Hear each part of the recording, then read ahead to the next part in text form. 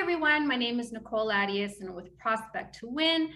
Welcome back to my YouTube channel. If you haven't yet subscribed, please do so and let's get started. So today I have with me Vered Lerner of BizStand Services.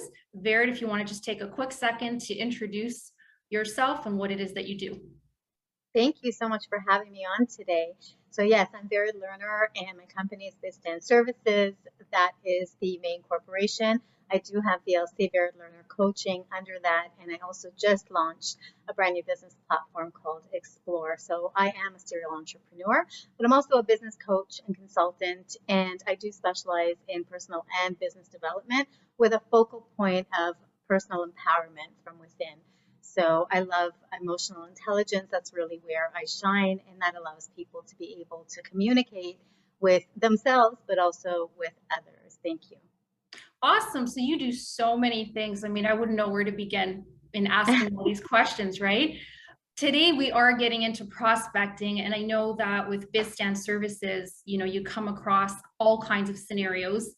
And I had a question to start, and the question is, would you go above a decision maker if you're getting nowhere with that particular individual? So it's a prospect, it's not somebody that you know. Let's say, it's a director of sales or a director of marketing, and they're not, assisting you in any kind of way. What would you do? Would you go above them, or would you just move on to another prospect? So it's a very interesting question. And the short answer is yes, if I needed to, I would go above them. But it has to be done strategically. It's not something that you want to burn bridges. And you also need to see how much pull they have within the company, right? Because if they're tight with management and with other decision makers, they can influence them before you even have a chance. So it's really good to establish that before you do pass over them and go to the next level. But sometimes, they have different reasons for saying no to you. So if you can sort of identify what those reasons are, whether they are a personal block, right? Because they're afraid that something else or someone else is going to come in and sort of put their job in peril, or sometimes they can be exposed because they're not doing their job properly and they're not getting the results that they should be getting. So there are so many things that go on in the background, but this is where my expertise comes in, because with emotional intelligence, it's really easy or much easier to identify these issues and to break through those little barriers. But to answer your question, I absolutely would go to the next level. Yes. I love that. I would too. I would too, because, there are certain reasons why. I mean, first of all, I think it comes down to the connection you have. You might have a great connection with person A, and then person B, for whatever reason, it's just not there. And it's so frustrating because, as you know, if it doesn't work with one, it may the exact same, I hate the word pitch, but the exact same approach would work with someone else, and you have to be you. So I absolutely would. And mostly in a situation where, they don't know you. They don't know you. So what harm is it to do your research and then just go in cold and talk to that individual? What's the worst thing that can happen? No, we're not interested, right? The best thing is, yeah, sure, I'll meet with you, right? I just had a scenario like that, recently, and that's why I was curious and was really excited to get into this topic today. I had the runaround, and the bigger the company, the bigger the corporation, the bigger the runaround. And it's so frustrating, right? You have a great connection here, and then you have like a kind of flipping the coin. You don't know what's going to be with somebody else. So, navigating through that whole thing it's just amazing. And so I totally would, other people would stop and say, no, well, what if I, go over this person and it comes back to bite me later? Well, you know what? Life is short. And I have a very different take on this stuff, right? Caution to a level. Really, you just have to push yourself to get in there, is my opinion. So, and what about any particular industries where you think it might be easier to navigate than others when it comes to prospecting? Like what's your experience like? So it really depends. It's not an industry thing for me. It's just the type of culture that they have, right? Mhm. So sometimes it's easier if I find out in advance who it is that I should be speaking with and the different levels of decision makers as well, because then you know where you're going next, right? Because the thing is, what you said before is what's the worst that can happen? Well, the worst has already happened. You've got to know. So there's nothing worse than that, right? When you're prospecting. So that's what I'm saying. Like, it doesn't hurt to try another person. Again, another worst is another no. But if you work with the gatekeepers and you establish a good relationship with them, usually right at the beginning, before you even talk to a decision maker, I like to establish that relationship and just ask them very casually through conversation without them even kind of figuring out what I'm doing. And it's not sneaky, it's just gathering information, doing your research, and just say, so who are the decision makers and what are they responsible for? Because they might be a decision maker for one area, but not for another. So you can sort of gauge that and get those names in advance. And if person A doesn't work out, you can go to person B or person C. And sometimes what I do is if the decision maker says no, I will ask them directly, well, is there anyone else that I should or could be speaking with? And you'd be surprised how many times they will point you in a different direction, right? Because sometimes it's not a good fit for their particular team or division, but they will say to you, you know what, I think that so and so might be a good person to talk to, or maybe for the future. So that was just my take. But again, that goes to that whole personality thing and being able to relate to people on their level. Yeah, back to the emotional intelligence, right? Exactly. And you know, you said what's worse than a no? For me, is when they don't answer. Right. You want to drive Nicole crazy? That's one way to do it. Just ignore me, right? Mhm. That's to me is below a no. Okay, that's just wrong in my opinion. And I call people on that. I call people on that. And when I do, they get back to me.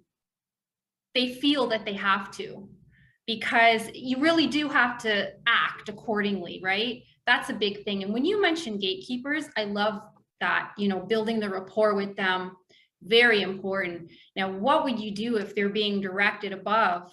I mean, I'm throwing these hard questions at you today, Vered, but what would you Okay. do?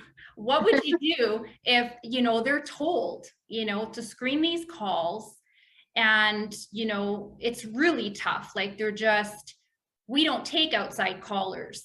We don't, you know, deal with such and such. Like, would you call after hours maybe to try to find out, you know, in their system who those people are? Like, what would you do to navigate that? Or would you just move on?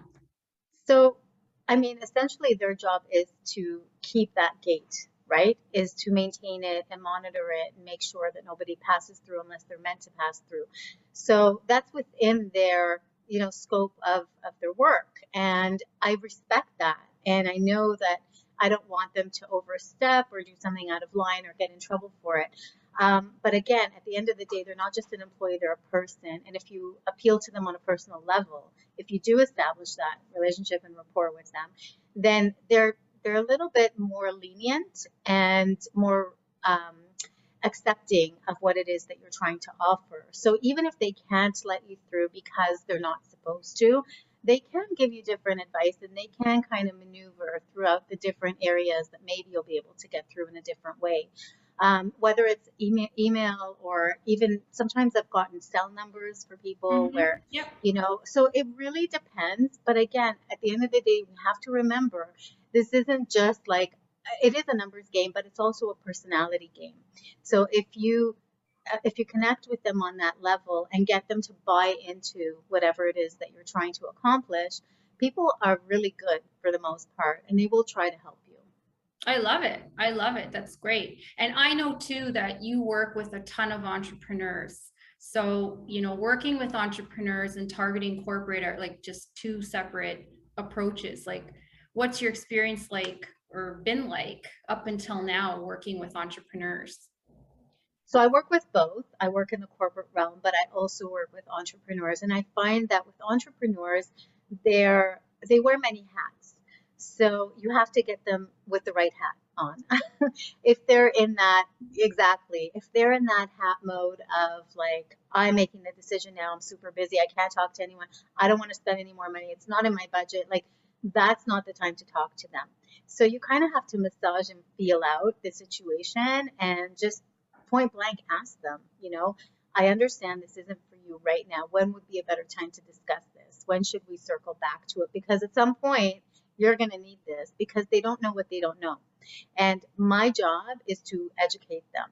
So it's never about the hard sell or getting that yes. Like you said, prospecting, cold calling is about getting that meeting. It's not about closing that sale right then and there for the most part. So, so I leave it in their hands, and I let them feel like they are the decision maker, not just about the sale at the end of the day, but also about making the decision to meet with me, right? To speak with me. So I try to find a more suitable time with them, because they're a little bit different. They're doing too many things at once, and it's overwhelming.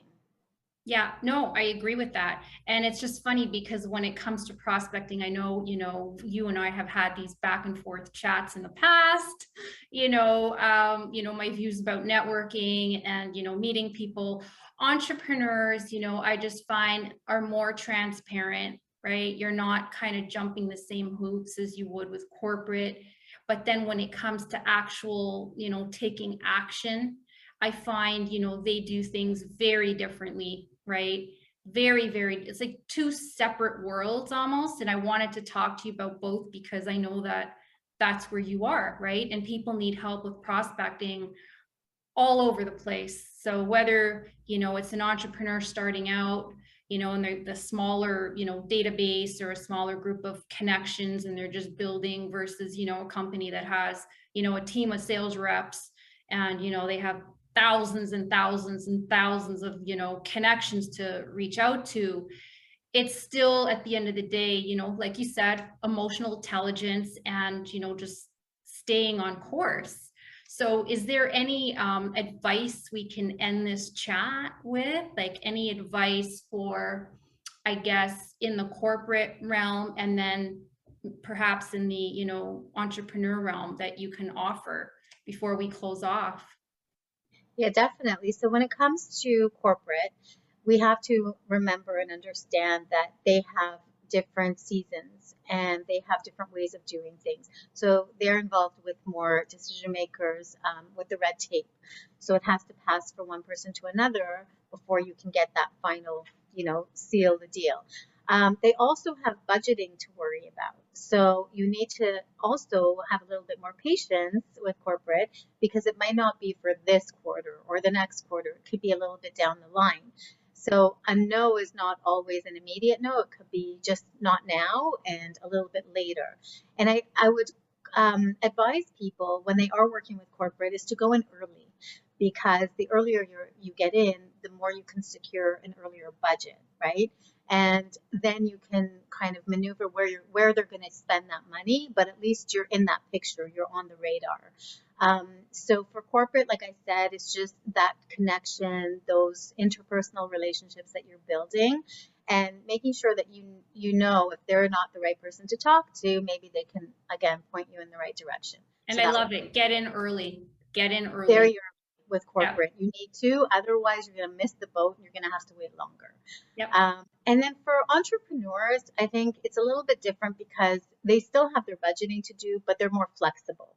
They don't have to, again, for the most part, unless they have partners, right? So they don't have to ask anyone's permission. They can make their own decisions. The only thing with entrepreneurs is that they are with a limited budget most of the time. So again, getting in early, or at least setting them up for what comes next, right? I like that too for entrepreneurs, setting them up. That Right. And right giving there. them options. Yeah. Mm. And saying, you know what? I work with them to try to figure out the best solution. So if they say to me, you know what, I've already committed to A, B, C, or D, or this is what I had in my business plan, I will sometimes spend the time and work with them to see how it can be rearranged. Because sometimes they're able to move things from now until later, and it doesn't have to be you. It could be something else that's not as important as what you're trying to sell them. So it's really important to find out the why, not necessarily the how, because the how comes after you've identified the why, and then you identify the way, right? So it's the why, how, and then the way to do it. That's for entrepreneurs. I love it. And for both groups, you also mentioned a key word or two words, follow up. Yes. Follow up, for God's sakes, follow up. Okay, both groups. I fully agree. And I just wanted to close with that. So if we can, you want people to reach out to you, Vera, what is the best way for people to reach out to you? So they can contact me directly. The best way is through LinkedIn because all of my information is there. So that would be Verid Learner, and you can just look me up there and connect with me or follow me. All of my contact information is there as well. You can go to bizstance.com, bizstance.com, and you'll be able to get me through there also. Awesome. Thank you so much for today, and we'll do this again. Thank you for having me.